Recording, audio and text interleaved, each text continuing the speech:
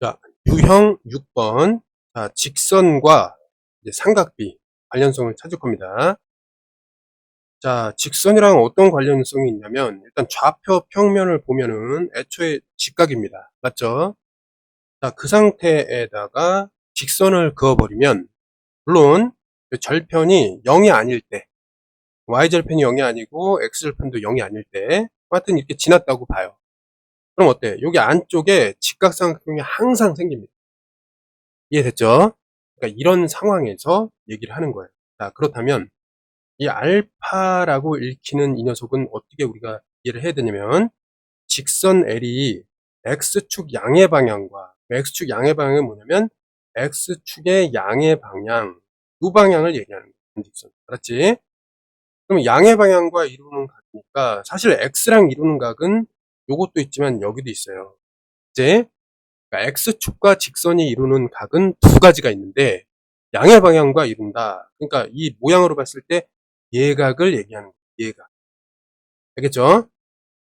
그래서 우리가 그렇게 좀 파악을 하고 x축 양의 방향은 이걸 얘기하는 거예요. 여기를. 알았지? 자, 그랬을 때 직선의 방정식에 이제 각각 절편을 구하기 위해서 xy에 0을 대입해서 절편을 구한다. 이렇게 이해하면 되고 그다음에 각각의 길이를 알면은 피타고라스 정리에서 빗변의 길이까지 나오니까 직각삼각형에서 알파에 대한 사인, 코사인, 탄젠트 값도 알 수가 있다. 이런 내용이 되는 겁니다. 이해됐죠? 자, 문제를 통해서 알아보겠습니다. 77번. 자, 오른쪽 그림과 같이 그림이 있다. 그럼 뭘 알아야 돼요? 요거 알아야 되죠? 얘는 뭐냐면 y가 항상 0인 x축 위에 있으니까 0을 집어넣으면 어떻게 돼요? 마이너스 8인 거야, x는. 맞죠? 그럼 요점의 좌표는 마이너스 8,0이라고 식으로부터 알아낼 수 있다. 이런 얘기입니다. 두 번째, 여기는 x가 0이야. x 0 집어넣어. 그러면 자, 여기다 뭐 집어넣어야지 이게 전부 0이 될까? 여기 4 집어넣으면 되잖아. 그치? 이 y는 8이니까, 그치? 그래서 y는 4예요.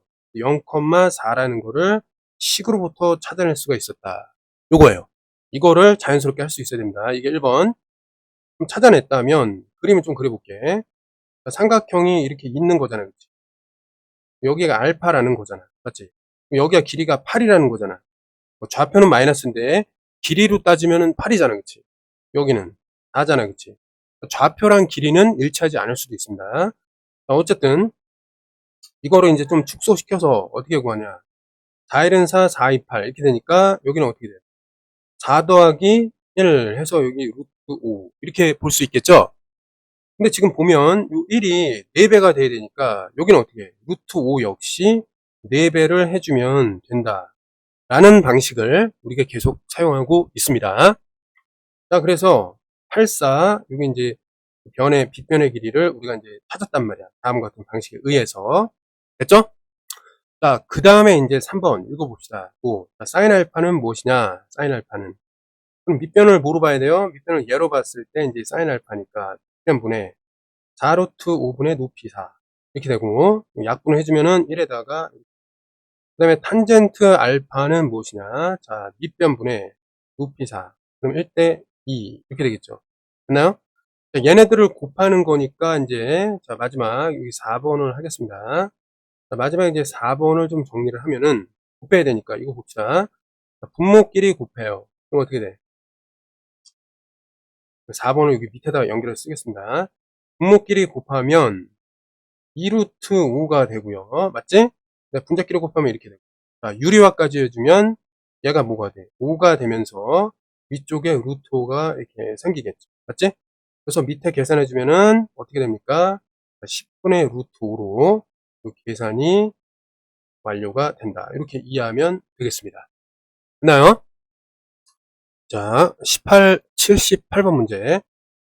자, 다음과 같이 이제 직선의 식이 주어져 있다면 지금 직각삼각형이 만들어진다고 했고 그 다음에 자, x축과 직선이 이루는 각은 두 개였는데 그 중에 예각이니까 x 양의 방향과 이루는 각도가 아니라 이번에는 예각을 골라줬습니다. 이해됐나요? x축과 이루는 각이 두 개인데 그 중에 예각을 알파라고 했으니까 이렇게 표현하는 게 맞죠. 됐니? 오케이. 말을 좀 이해를 하고 그때 이제 탄젠트 알파를 구해야 되니까 우리가 이제 봐야 될 직각삼각형은 이 직각삼각형이 되겠습니다. 맞죠? 그럼 자, 여기는 어떻게 하면 돼? y가 0인 지점이에요. 0이니까 어떻게 돼요? 4x는 6이다. 그러면 x는 어떻게 되지? 2분의 3이다. 즉 1.5가 되는 거예요. 2분의 3, y는 0이다. 이런 지점이고요. 그 다음에 여기는 어떻게 돼? x가 0일 때 3y는 2이 되니까 y는 2다. 이렇게 되는 지점입니다. x가 0일 때 y는 2가 되어야 된다. 이런 얘기가 됩니다. 그럼 그림을 일단 여기까지 이제 1번 해놓고 2번을 이제 볼 건데 그림을 좀 그려보겠습니다. 이렇게. 여기가 직각이 되고 여기가 2였거든. 근데 여기는 이제 2분의 3이었어요. 그리고 여기가 알파니. 자, 근데 우리는 삼각비를 구할 땐 닮음이랑 연결이 됐었어. 때문에 여기 2랑 분수로 이용하는 것보다는 이거를 정수로 바꿔서 해도 상관없다는 거죠. 맞죠?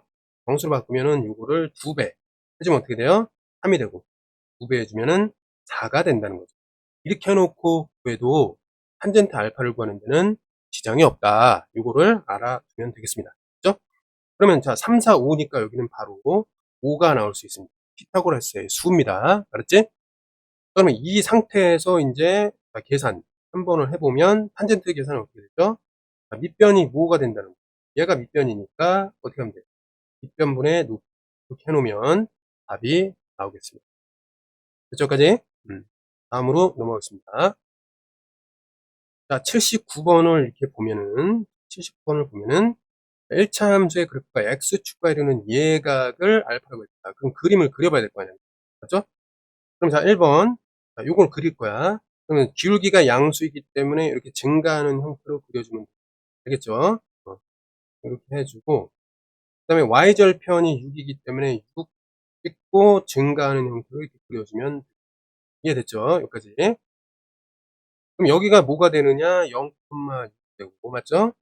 그 다음에 x축과에 이루는 각도는 뭐예요? 예각은 여기에 해당되는 알파. 이렇게 하면 되죠? 그 다음에 이 부분은 어떻게 계산하는 거야? 그 식을 통해서 y에다가 0을 대면 그때 x를 찾는 거니까 2분의 3x 플러스 6.